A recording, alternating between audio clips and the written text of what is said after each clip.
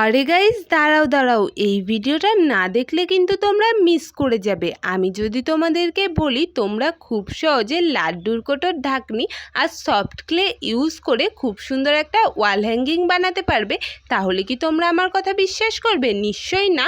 তো ভিডিওর শুরুতে যে তোমরা ওয়াল হ্যাঙ্গিংটা দেখলে সেটা কিন্তু আমি এগুলো ইউজ করেই বানিয়েছি।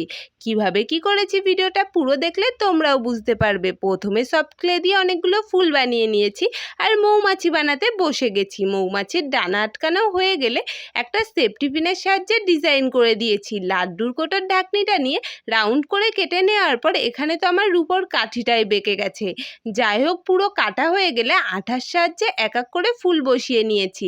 আর লাড্ডুর কোটোর ঢাকনিটা সরু সরু করে কেটে নিয়ে তার মধ্যে মৌমাছিগুলো আটকে দেওয়ার পর দেখতেই পাচ্ছ খুব সহজে তোমাদের সাথে কথা বলতে বলতেই আমি এই ওয়াল হ্যাঙ্গিংটা বানিয়ে ফেলেছি। আজকের ভিডিও এটুকুই।